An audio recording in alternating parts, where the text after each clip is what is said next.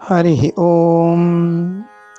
Mohanavani podcast channel ద్వారా ధర్మం అనే శీర్షికపై ఇంతవరకు 3 ఆడియోలు విడుదల చేయడం జరిగింది.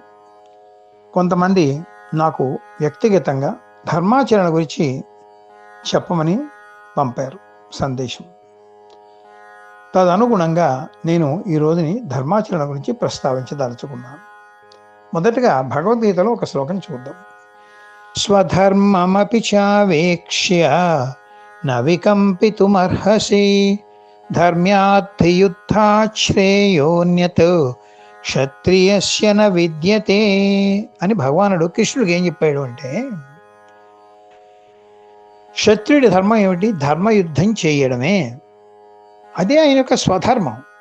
ఈ స్వధర్మ నిర్వహణలో నువ్వు ఎట్టి పరిస్థితుల్లోనూ భయకంపితుడు కాకూడదు, జంకకూడదు, జాప్యం చేయకూడదు. నీ స్వధర్మం నువ్వు నిర్వర్తించకపోతేనే మహాపాపము అనే విషయం ఖచ్చితంగా చెప్పాడు. ఇది అర్జునుడికి ఇచ్చే సందేశమే కాదు, దీని ద్వారా సమాజానికి ఎంతో సందేశం ఇచ్చాడు. ఎందుకంటే ఒకళ్ళ పని మనం చేయకూడదు కదా, మన పని మనం చేసుకోవాలి, వాళ్ళ పని వాళ్ళే చేసుకోవాలి. అలాగే పరుల యొక్క ధర్మాన్ని మనం నిర్వర్తించకూడదు, మన ధర్మాన్ని మనం నిర్వర్తించాలంటే స్వధర్మం, ఎవరి స్వధర్మం వాళ్ళు నిర్వర్తించాలి అనేటువంటిది చెప్తూ 3వ అధ్యాయం భగవద్గీతలో మరొక శ్లోకం కూడా చెప్పారు. శ్రేయాన్ స్వధర్మో విగుణ పరధర్మాత్ స్వనుష్ఠితాత్ స్వధర్మే నిధనం శ్రేయః పరధర్మో భయావహ.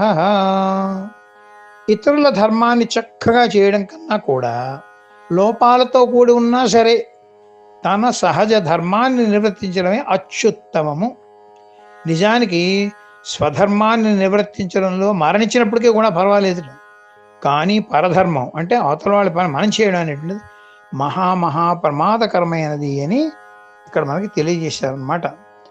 ఈ ధర్మ అనేటువంటి ఈ పదం అసలు ఏ భాషలోనూ కూడా ఇంత లోతైనటువంటి అర్థం ఉన్నటువంటి ఏ భాషలో లేదు. ఏవో ఉదాహరణకి ఇంగ్లీష్లో ఉందనుకోండి, రైచియస్నెస్ అనో, ఏదో గుడ్ కాండక్ట్ అనో, లేకపోతే నోబెల్ క్వాలిటీ ఏదో చెప్తారు, కానీ ఈ పదాలకు వేడికి కూడా సరైన అర్థం కూడా దానిలో పొసగదు, ఏదో కొంతవరకే దానిలో వస్తుంది.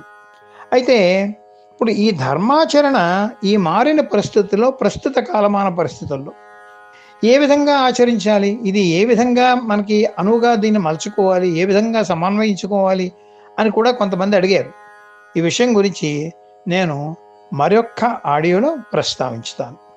హరి ఓం.